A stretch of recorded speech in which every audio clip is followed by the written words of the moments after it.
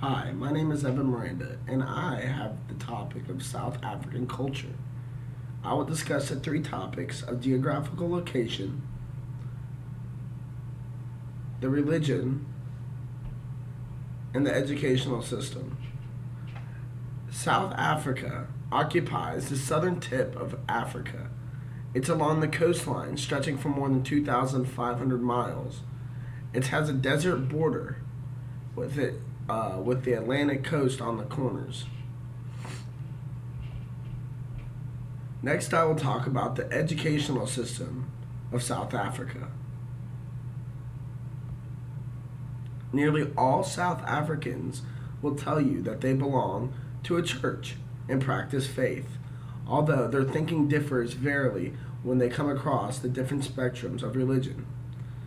Even though South Africa has never fully announced as an official state religion, the government has positively and been encouraging Christian beliefs throughout most of the last centuries. Despite the wide range of the spectrum of South Africans' religion, 80% of South Africans consider themselves Christian. Nearly 40% of the black South Africans that are members of the African independent churches, commonly known as the Zayas, or the Christian churches, includes no less than 4,000 congregants.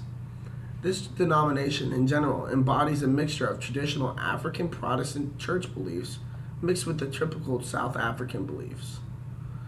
These beliefs differ widely on the degree of orthodoxy from the traditional Christian beliefs.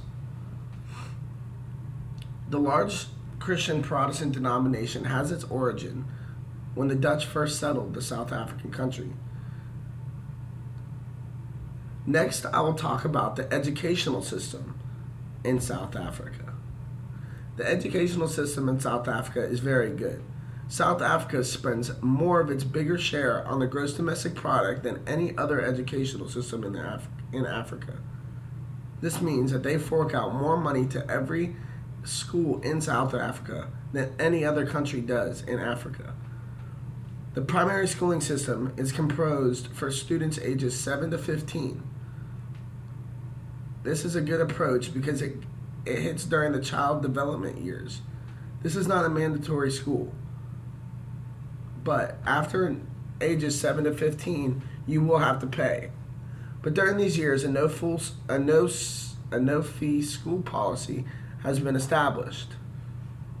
It helps attract poorer, more orphan and disabled and vulnerable children be able to go to school.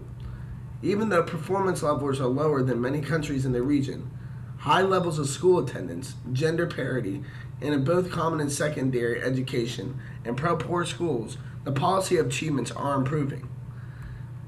Many children experience a broken journey throughout school, interrupted by irregular attendance, absent teachers, teenage pregnancy, and school-related abuse and violence.